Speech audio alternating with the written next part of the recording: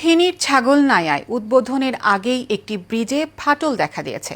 ব্রিজটি নির্মাণে ঠিকাদারি প্রতিষ্ঠান ব্যাপক অনিয়ম ও দুর্নীতি করেছে বলে অভিযোগ জানিয়েছে এলাকাবাসী। তবে এ বিষয়ে ঠিকাদারি প্রতিষ্ঠানের কোনো বক্তব্য পাওয়া যায়নি। সৈয়দ কামাল উদ্দিনের তথ্য ও চিত্রে বিস্তারিত জানাচ্ছেন শেখ ফাহিম। ফেনীর ছাগলনাইয়া উপজেলায় ৮ নং রাধানগর ইউনিয়নে নিশ্চিন্তা গ্রামে শওকত আলী খালের ওপর প্রায় ২৪ লক্ষ টাকা ব্যয়ে স্থানীয় এলজিইডির দেওয়া বরাদ্দে একটি ব্রিজ নির্মাণ করেছে মেসার্স আনোয়ার হোসেন নামক ঠিকাদারি প্রতিষ্ঠান। নিয়ম বহির্ভূত লাভ করার আশায় ব্রিজটি নির্মাণে সরকারি শিডিউলে থাকা নিয়ম কানুনে তোয়াক্কা না করে খুব নিম্নমানের সরঞ্জামাদি দিয়ে ব্রিজটির নির্মাণ কাজ সম্পন্ন করে।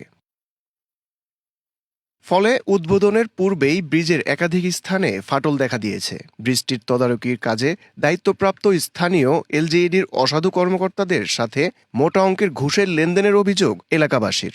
নতুন ব্রিজ উদ্বোধন হওয়ার আগে ব্রিজে ফাটল, এই ফাটলটা কেন এটা আমাদেরকে যেন ঠিকমতো বুঝাই দেওয়া হয়। এটা এলাকাবাসীর দাবি।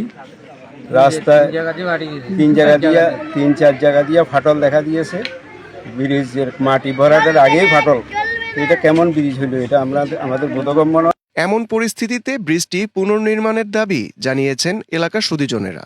মধ্যম নিশ্চিন্তা থেকে যে সড়কে আমাদের সরকারিভাবে যে ব্রিজটা করা হয়েছে, এটা অনিয়মের কারণে এবং সুন্দরভাবে না করাতে উদ্বোধনের আগে এটা ভেঙে গেছে, যার কারণে এলাকাবাসী সবাই এখন মানববন্ধন করতেছে যাতে করে এই ব্রিজটা আবার সুন্দর করে নির্মাণ করা হয়।